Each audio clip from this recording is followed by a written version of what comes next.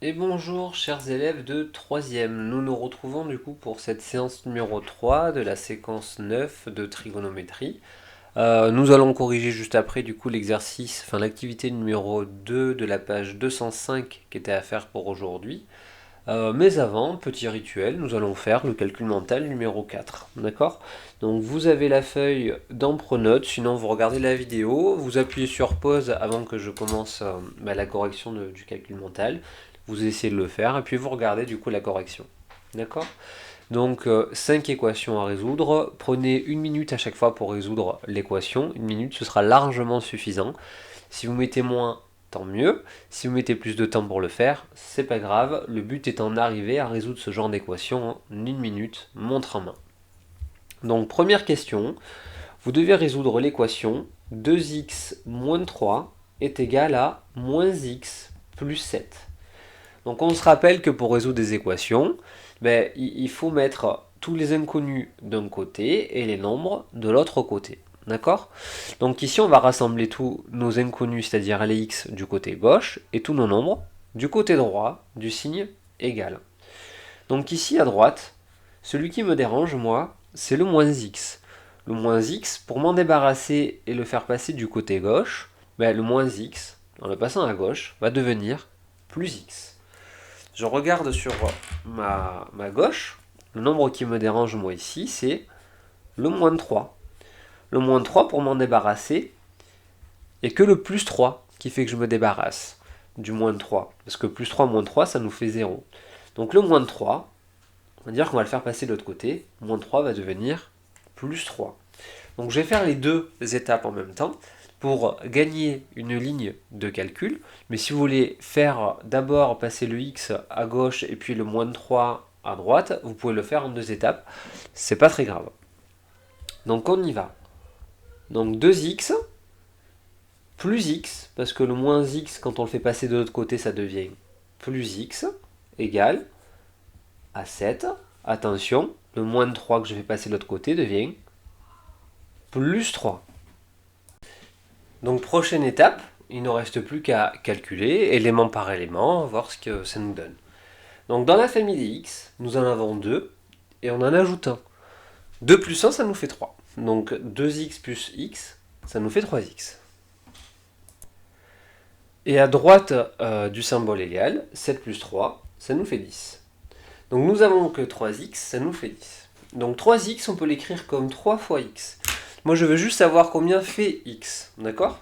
Donc ce qui me dérange ici, c'est le 3 fois, d'accord? C'est le coefficient de 3. Le coefficient de 3, je vais le passer de l'autre côté. Donc pour le faire passer de l'autre côté, je vais devoir utiliser l'opération qui est contraire. Le contraire de fois 3, c'est divisé par 3. Donc x va être égal à 10 sur 3. Donc attention, 10 sur 3, c'est la valeur qui est exacte, d'accord? Exacte parce que quand je prends la calculatrice et que je m'amuse à taper la fraction 10 sur 3, nous obtenons 10 sur 3 valeur exacte, parce que la calculatrice elle est programmée pour afficher d'abord la valeur exacte et après la valeur rapprochée en appuyant sur SD. On voit que c'est un nombre qui a un nombre infini de chiffres après la virgule, donc on ne peut pas l'écrire en écriture décimale, donc on laisse l'écriture fractionnaire, d'accord? Donc ici la solution c'est 10 sur 3. On va passer du coup à la question numéro 2. Donc vous avez une autre question, une autre équation à faire. L'équation x sur 4 plus 11 est égale à moins 1 demi de x plus 3 à résoudre. Donc comme tout à l'heure, on y va vraiment étape après étape. À gauche du signe égal, nous avons le plus 11 que j'aimerais faire passer, du coup, à droite. Donc le plus 11, on peut se dire déjà dans la tête, ça va devenir moins 11. Mais à gauche, celui que je veux faire passer à droite, c'est le moins 1 demi de x. Quel est le contraire de faire moins 1 demi de x? C'est tout simplement faire plus 1 demi de x.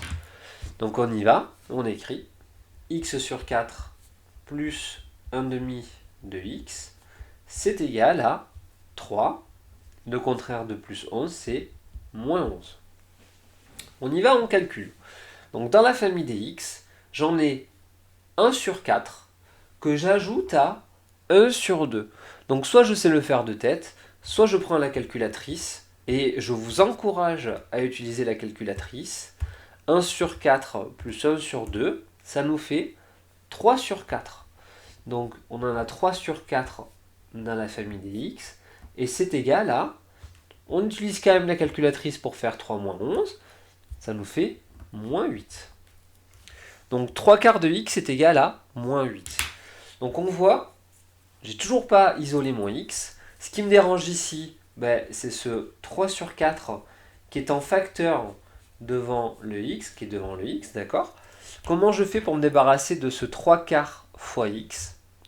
L'opération contraire de 3 quarts fois x, c'est tout simplement divisé par 3 quarts.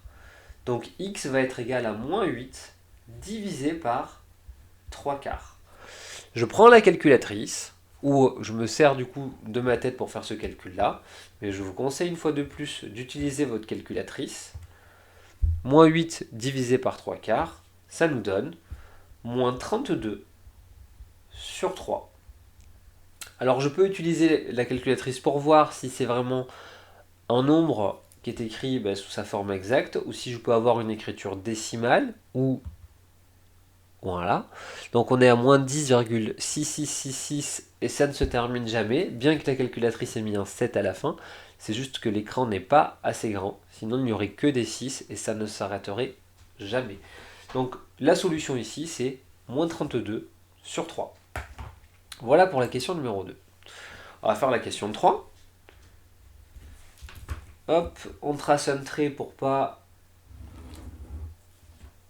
Voilà, pour pas que on se trompe en lisant la feuille. Donc question 3, nous avons 3 facteurs de x plus 1 moins 1, c'est égal à 2x plus 1 à résoudre. Donc on voit que dans un premier temps, il va falloir distribuer le 3 qui se trouve devant ma parenthèse. Pour ce faire, je vais utiliser la simple distributivité. Le 3 qui est devant, je vais le distribuer à chaque élément qui se trouve dans ma parenthèse. Donc le 3, je le donne d'abord au x. Ça devient 3x. Dans la parenthèse, je vois que j'ai un signe plus. Donc je mets ici le signe plus. Le 3, je le donne 1. 3 fois 1, ça me fait 3. Là, je viens de distribuer le 3 à chaque terme de ma parenthèse. Donc je continue mon calcul. Je recopie ce qui me reste à faire parce que je ne peux rien faire d'autre. Donc à côté, on a le moins 1 égale 2x plus 1.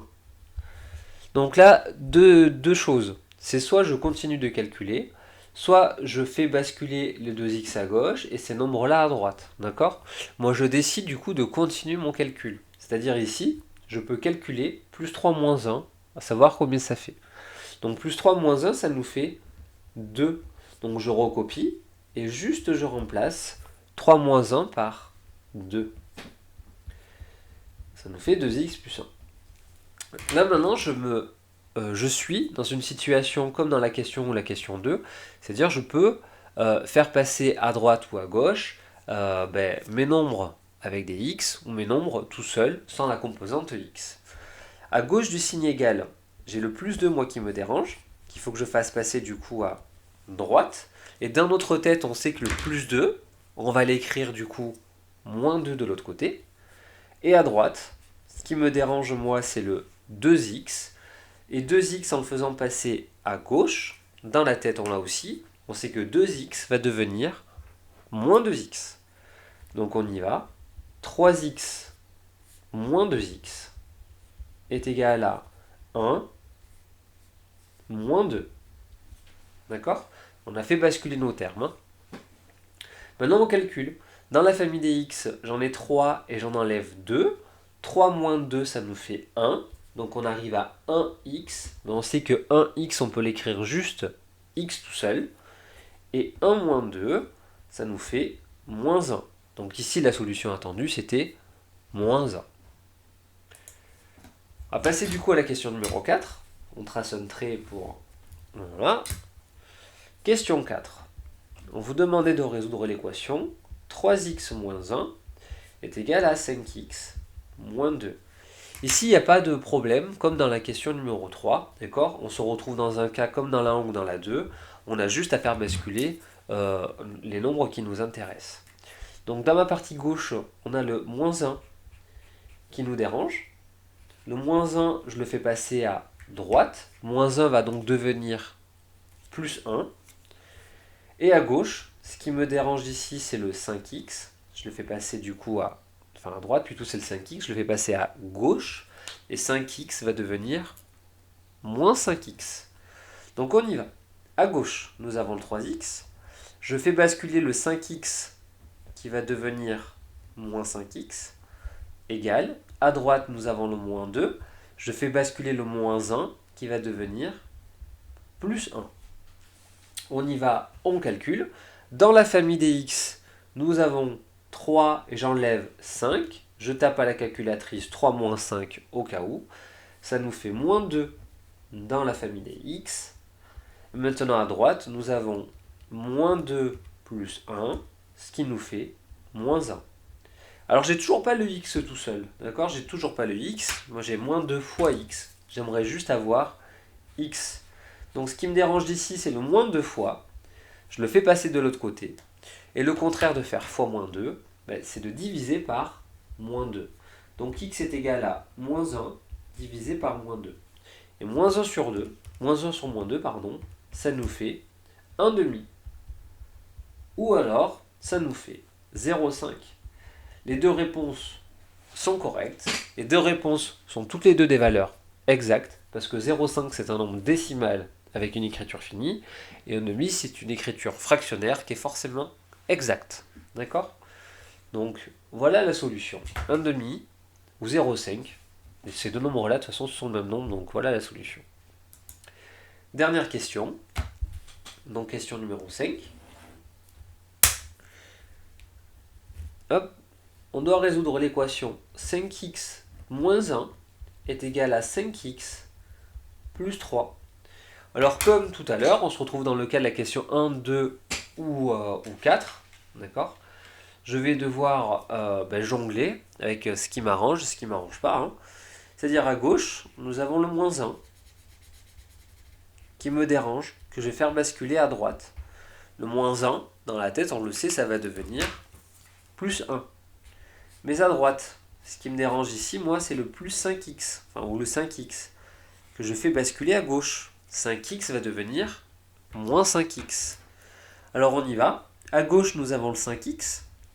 Nous avons ce 5x qui, en basculant là-bas, va devenir moins 5x, égale. À droite, nous avons le plus 3, c'est-à-dire 3. Et avec le moins 1, qui, en le passant de l'autre côté, va devenir plus 1. On calcule. Dans la famille des x, nous en avons 5 et j'en retranche 5. Il va m'en rester 0. 0x. Mais 0 fois x, donc 0 fois quelque chose, ça nous fait 0. Égal. De l'autre côté, 3 plus 1, ça nous fait 4. 0 égale à 4. Est-ce qu'il n'y a pas quelque chose qui vous dérange? C'est impossible. D'accord? Alors, comme on est arrivé à quelque chose de complètement impossible que ça se produise, on dit que l'équation ici n'a pas de solution. Il n'y a aucune valeur de x pour que 5x moins 1 soit égal à 5x plus 3. D'accord? Donc l'équation ici, elle n'est pas du tout soluble. D'accord? On ne peut pas résoudre l'équation. Il n'y a pas de solution. Donc l'équation n'a pas de solution. Voilà pour cette dernière question de votre calcul mental numéro 4 portant sur les équations. Voilà. Donc nous allons corriger de suite l'activité 2, page 205 qu'il fallait faire pour aujourd'hui. Alors du coup j'ai un peu triché parce que j'ai préparé ma petite feuille, d'accord, pendant que j'appuyais sur pause. Donc activité 2, page 205. J'ai recopié du coup le schéma qui apparaissait dans votre activité. Je lis l'activité. Donc dans un parc de loisirs, une attraction consiste à se déplacer entre deux arbres avec une tyrolienne. Le câble tendu par les deux arbres a une longueur de 75 mètres et fait avec l'horizontale un angle de mesure 5 degrés. Donc le 5 degrés est là, on sait que d'ici à là on a 75 mètres, on sait que ce triangle-là il est rectangle en C. Voilà. Alors, question A.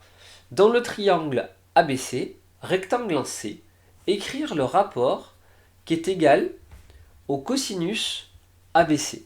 D'accord? Le cosinus ABC. Donc on vous parle de cosinus, on se rappelle des formules trigonométriques que vous devez connaître du coup par cœur, avec le moyen mnémotechnique qui est casse-au-toi, d'accord? Donc pour ce faire, il nous faut connaître le côté adjacent, l'hypoténuse, et le côté opposé à cet angle-là, d'accord? Cet angle ici qui est là, celui-là, c'est bien l'angle ABC que l'énoncé nous parle, d'accord? Donc par rapport à cet angle-là, d'abord on se place dans le triangle ici. Qui est l'hypoténuse dans ce triangle-là? Eh bien l'hypoténuse, on sait que c'est le plus grand côté, ou c'est le côté qui est en face de l'angle droit. Le côté qui est en face de l'angle droit, ben, c'est celui-là. Donc AB est notre hypoténuse. Maintenant, comment trouver le côté qui est opposé et le côté qui est adjacent à l'angle? Ben, le côté qui est opposé, c'est tout simplement le côté qui est en face de l'angle. En face de cet angle-là, nous avons AC. Donc AC, c'est le côté qui est opposé à l'angle. Et donc par élimination, le côté adjacent à mon angle ABC, eh ben, c'est le côté CB. Une fois qu'on a fait ça, on a fait vraiment la partie la plus difficile. Vraiment, c'est la partie la plus difficile. Hein. Nous allons donc exprimer le cosinus ABC en fonction des données de l'énoncé. Donc cosinus, c'est égal au côté adjacent sur l'hypoténuse. Le côté qui est adjacent, c'est BC. D'accord? Donc BC sur l'hypoténuse. Et l'hypoténuse, on sait que c'est AB. Ok. Voilà pour le rapport. Donc on peut remplacer nos longueurs, enfin nos segments par les longueurs de l'énoncé, ou on peut laisser tel quel. Alors je décide du coup d'anticiper, d'accord, et de remplacer cosinus ABC. Donc ABC, combien mesure l'angle ABC d'après l'énoncé? 5 degrés. Je vais donc remplacer ABC par 5 degrés. Égal BC. BC, je ne le connais pas. Donc je laisse BC. Sur AB, AB mesure 75. Donc voilà ce que l'on peut avoir comme égalité de rapport grâce au cosinus de l'angle ABC. J'encadre, ça va peut-être nous servir du coup pour la question 2, mais au moins on sait que la réponse de la question A, c'est ce que j'ai encadré. Question B. En déduire que BC, c'est égal à 75 fois cosinus 5 degrés. Donc que BC, c'est égal à 75 fois cosinus 5 degrés. Donc je vois ici que cosinus 5 degrés, en fait, je pourrais l'écrire comme cosinus 5 divisé par 1. D'accord? Quand on divise par 1, en fait, on ne fait rien du tout. Et je vais pouvoir du coup appliquer le produit en croix. 1 fois BC, c'est égal à 75 fois cosinus 5 degrés. Ou que BC, c'est égal à 75 fois cosinus 5 degrés divisé par 1. D'accord? Donc on peut utiliser directement l'égalité des produits en croix. D'accord? Donc d'après le produit en croix, nous avons que BC, donc je fais la croix, BC, c'est égal à 75 fois cosinus 5 degrés. Donc autrement dit, on multiplie les termes de la diagonale où on connaît des valeurs, et je divise par le dernier. Divisé du coup par 1. Alors diviser par 1, ça ne sert strictement à rien. D'accord? C'est comme si on faisait rien du tout. Donc BC, c'est égal à 75 fois cosinus 5 degrés. Voilà, pas bien compliqué, hein, juste un petit produit en croix. Encore fallait-il écrire qu'on utilisait le produit en croix. Mais bon, si déjà vous avez réussi la première question, et que vous en doutiez qu'il fallait faire à peu près comme ça pour la question 2, c'est très très très bien. D'accord? Voilà pour la question B. Question C. Donc, utilisez la touche cos de la calculatrice pour donner une valeur approchée au dixième près de la distance BC entre les deux arbres. Donc, attention, quand on demande au dixième près, ben, ça veut dire en fait qu'on attend à un chiffre après la virgule. D'accord? Un chiffre après la virgule. Pourquoi un chiffre? Ben parce que le chiffre des dixièmes, c'est le premier chiffre après la virgule. D'accord? Si on vous avait demandé d'arrondir au centième près, ben le centième, c'est le deuxième chiffre après la virgule, donc on arrondissait à deux chiffres après la virgule. Je prends la calculatrice. Chose importante à savoir dans votre calculatrice. En haut, vous avez ici une lettre qui apparaît. Soit vous avez la lettre D, soit vous avez la lettre R qui apparaît. Soit vous avez la lettre G qui apparaît. Soit vous avez la lettre... Ah, il n'y a pas. Autant pour moi. Donc c'est soit la lettre G, soit la lettre R, soit la lettre D qui apparaît. Donc si vous êtes dans le même cas que moi, où vous avez une lettre autre que la lettre D qui apparaît, faites la configuration que je vais faire devant vous pour qu'on soit tous dans la même unité de mesure.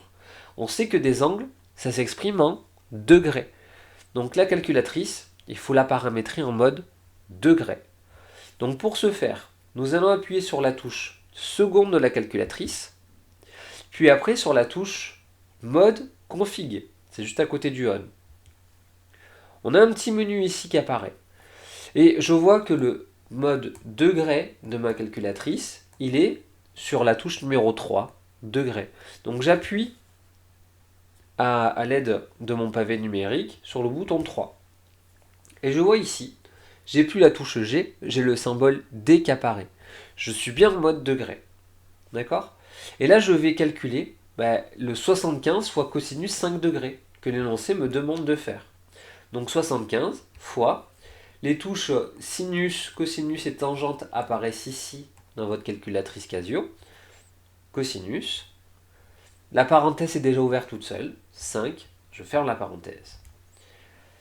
Ça nous fait 74,71 et plein de nombres après la virgule.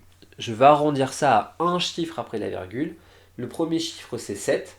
Je regarde juste après ce qu'on a. On a un 1. Donc j'arrondis à 74,7. D'accord?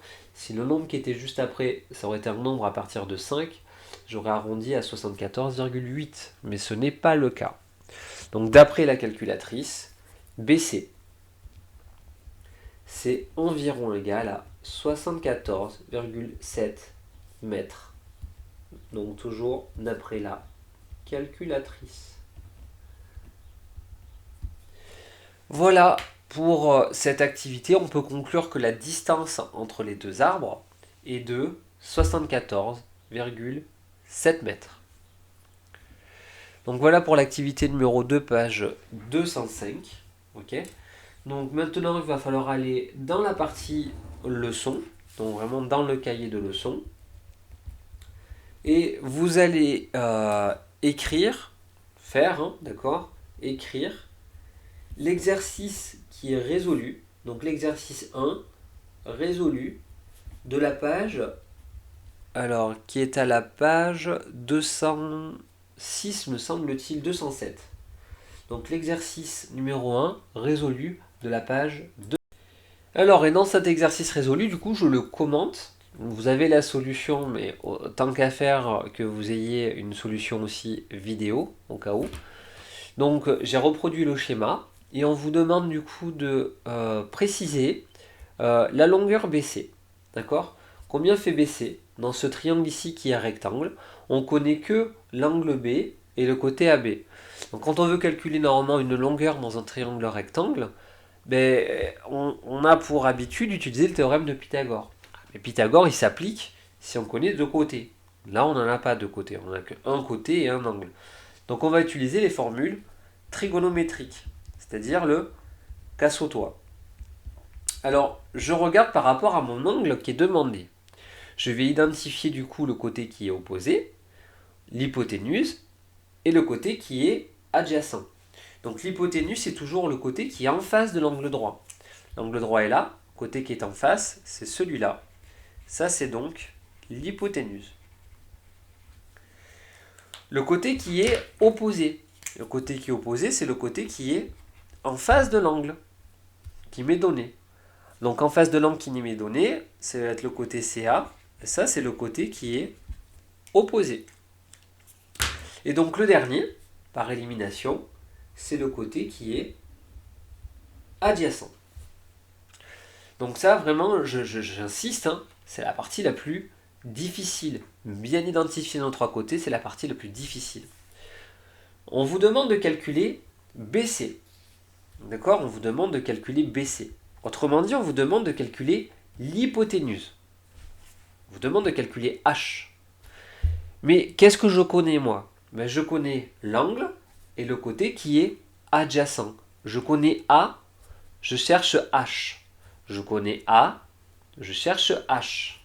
Je regarde dans mes formules trigonométriques quelle formule je vais pouvoir utiliser. Donc je connais A, je cherche H. Dans le cosinus, on a le A, on a le H. Mais le cosinus convient. D'accord? Je ne pouvais pas faire le sinus parce que le sinus, il me faut le côté opposé. Et le côté opposé, je ne sais pas combien il mesure. Dans la tangente, pareil, il me faut le côté opposé. Et je ne connais pas le côté opposé. Donc ici, la formule qu'on va utiliser, c'est la formule du cosinus. Donc le cosinus de l'angle qui est donné. L'angle qui est donné, c'est l'angle CBA. C'est égal au côté qui est adjacent, c'est-à-dire AB, sur l'hypoténuse qui est BC. On écrit, on remplace par les valeurs. Cosinus 36 degrés, c'est égal à 3 cm sur BC. Comment on fait pour avoir BC? On va utiliser vraiment l'égalité produit en croix. D'accord? Donc cos 36, c'est pareil que cos 36 sur 1. Je veux BC. Je cache BC. Ça va nous faire 3 fois 1 divisé par 36. Autrement dit, 3 sur cos 36. D'accord? Donc BC, c'est égal à 3 sur cos 36. Et donc toujours, ça, c'est le produit en croix qui le dit. Je prends la calculatrice. Ma calculatrice est déjà bien paramétrée, je l'ai fait tout à l'heure dans l'activité. Donc je vérifie bien, vraiment à chaque fois que j'ai le mode degré qui est activé. Si je n'ai pas ça, je vais avoir faux. Je vous le dis d'office, il faut le mode degré, le D ici, activé dans la calculatrice. J'appuie sur le bouton fraction, 3 sur cos 36. Je ferme la parenthèse.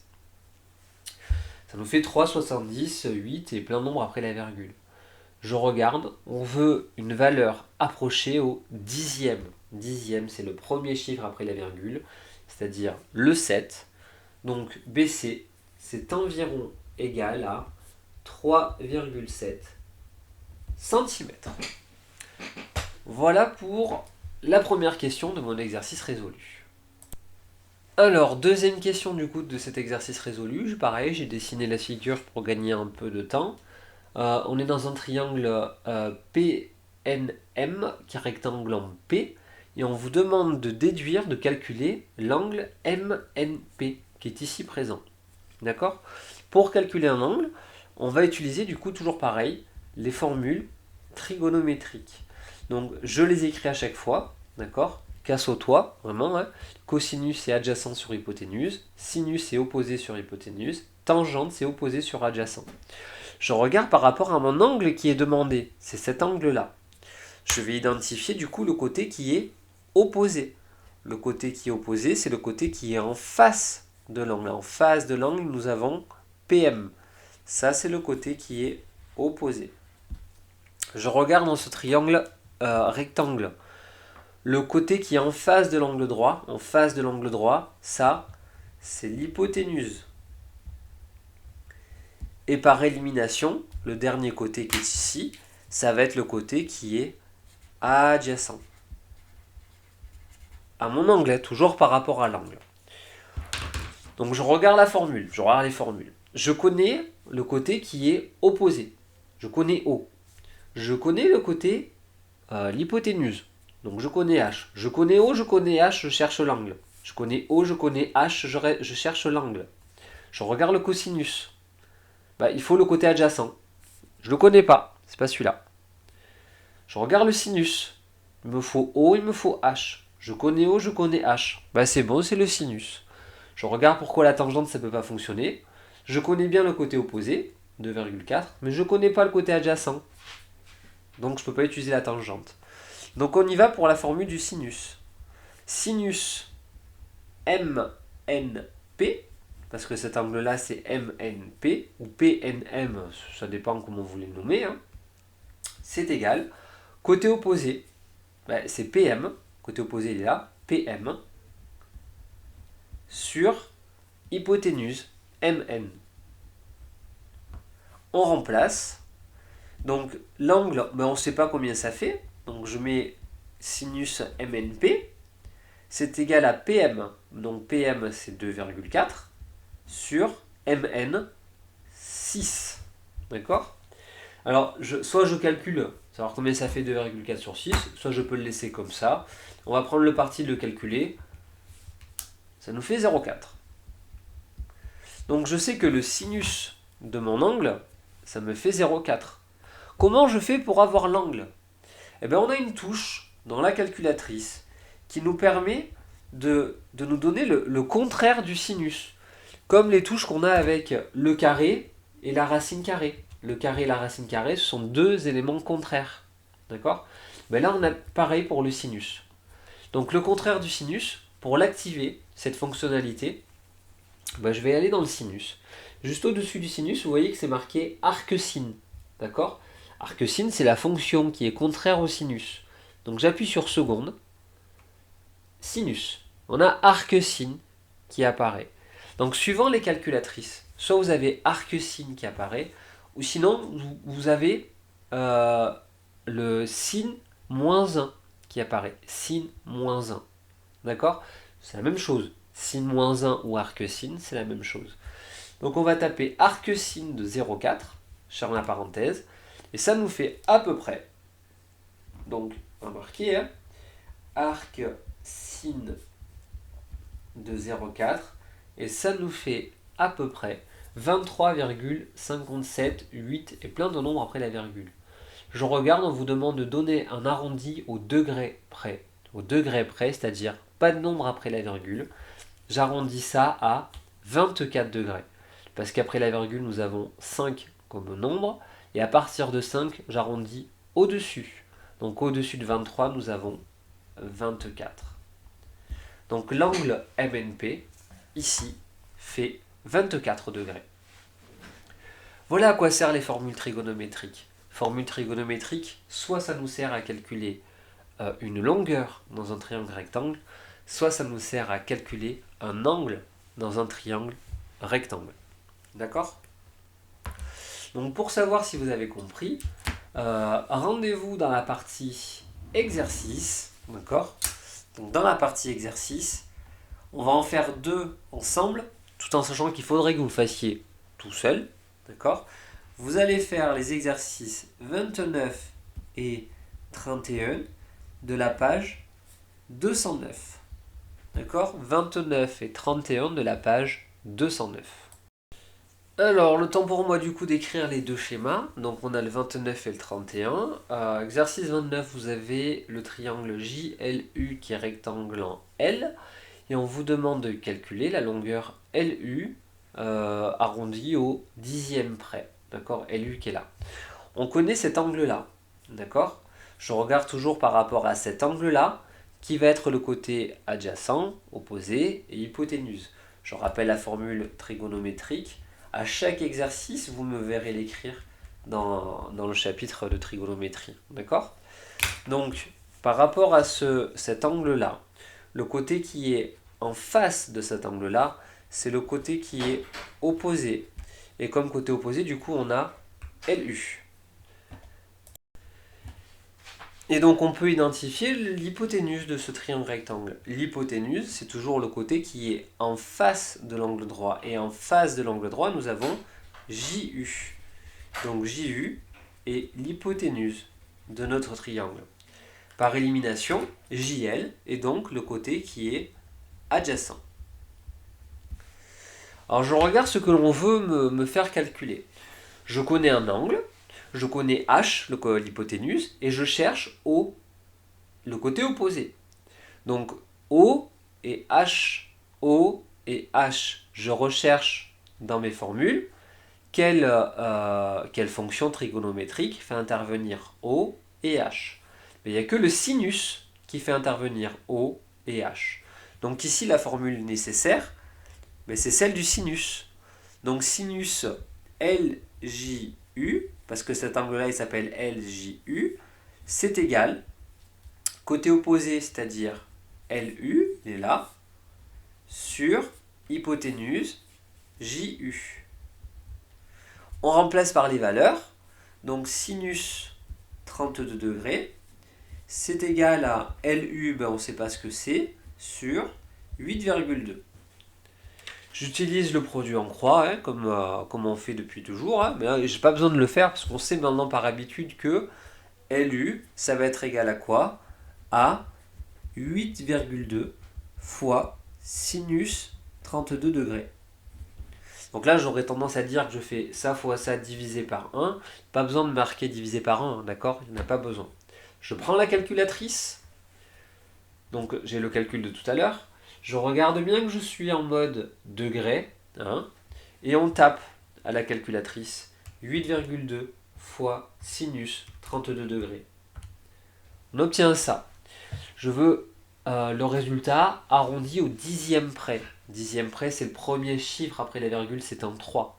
Je regarde à côté, un 4. Donc je laisse 4,3. D'accord? Si à côté, à la place du 4, nous avons eu un 5, j'aurais arrondi au-dessus. Mais là, ce n'est pas le cas. Donc 4,3 cm pour LU. Voilà pour cet exercice-là. Donc exercice 31 maintenant, d'accord? On vous demandait de calculer les longueurs VE et EN dans ce triangle-là, où on connaît cet angle et on connaît ce côté.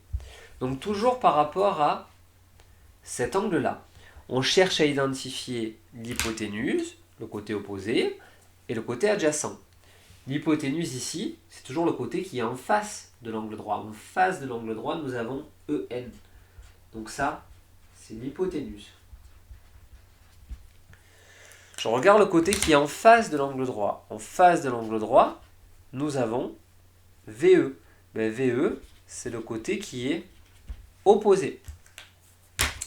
Et par élimination, le dernier côté, ça va être le côté qui est adjacent à l'angle. Alors je regarde. On va calculer d'abord VE. Première question, on vous demande de calculer VE. VE, c'est O. D'accord? C'est le côté qui est opposé. Qu'est-ce que je connais dans mon triangle? Je connais le côté adjacent, A, je connais l'angle. Donc A, je veux O, je connais l'angle. A et O, A et O. Je regarde dans ma formule, dans mes formules, laquelle fait intervenir A et O. Mais il n'y a que tangente qui fait intervenir A et O. Donc la formule qu'on utilise pour avoir VE, ça va être celle de la tangente. Donc tangente VNE, parce que cet angle-là, il s'appelle VNE, c'est égal à... Donc tangente, c'est opposé sur adjacent, c'est-à-dire VE, pour le côté opposé, adjacent, c'est VN, VE sur VN. Je remplace par les valeurs. L'angle VNE fait 29 degrés.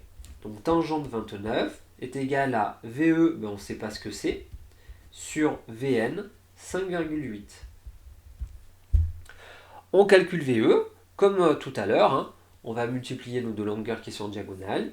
VE, c'est égal à 5,8 fois tangente 29, ce qui fait à peu près, à la calculatrice, toujours on utilise la calculatrice, ici, on regarde qu'on soit bien en mode degré, 5,8 fois tangente 29. 3,21, 4, et ainsi de suite. On vous demande de donner une valeur rapprochée au dixième près, un chiffre après la virgule. Donc là, on s'arrête à 3,2 cm. Voilà pour la première question. Deuxième question, on vous demande de calculer du coup NE. D'accord? On vous demande de calculer du coup l'hypoténuse. Je connais le côté qui est adjacent. On fait intervenir du coup A et H. On connaît l'angle. On fait intervenir A et H. A et H. Je regarde dans mes formules trigo. Quelle fonction de trigo fait intervenir A et H? Je regarde ici. Ben, c'est le cosinus. Cosinus, on a bien A et H. Donc on va se servir de la fonction cosinus. Donc ici, cosinus VNE, c'est égal à adjacent sur opposé. Côté adjacent, c'est Vn. Donc Vn sur hypoténuse. Hypoténuse, c'est Ne. Vn sur Ne. Je remplace par les valeurs. Le Vne fait 29 degrés, donc cosinus 29, c'est égal à Vn 5,8 sur Ne que je cherche à avoir. Alors, on va pareil, on va essayer de faire un produit en croix. Hein. Je mets toujours que cosinus c'est pareil que cos sur 1. Je veux Ne. Donc on va faire 1 fois 5,8 divisé par cos 29. Autrement dit, 5,8 divisé par cos 29. Donc Ne, c'est égal à 5,8 divisé par cosinus 29 degrés. Vraiment, c'est le produit en croix. Hein. On prend la calculatrice, on tape 5,8 divisé par cos 29 degrés. 6,63, on veut un chiffre après la virgule, donc Ne, c'est à peu près égal à 6,6 cm. Voilà pour les deux exercices que nous avons fait ensemble, d'accord, que j'ai détaillé ensemble. Pour la prochaine fois, donc vraiment pour la prochaine fois, vous devez faire et rendre via Pronote, hein, faire et rendre via Pronote l'exercice 39 de la page 210. Voilà, vous faites ça, vous me rendez ça, je corrige ça, et après nous ferons essentiellement des exercices. Le chapitre est clos, je n'ai rien de plus à vous apprendre sur les fonctions trigonométriques, ce qui veut dire qu'on va faire des exos et on va faire après des sujets type brevet. Voilà pour ce chapitre, voilà pour cette séance numéro 3. J'espère que vous arrivez à suivre malgré la distance. Il n'en reste plus qu'une petite semaine pour suivre, enfin pour faire les cours à distance. Voilà, à suivre une seule vidéo et je vous tiens au courant. Je vous souhaite une bonne journée, bon courage à vous. N'hésitez pas à me poser des questions via Pronote. Je réponds avec un peu de décalage, mais je réponds toujours. Bonne journée!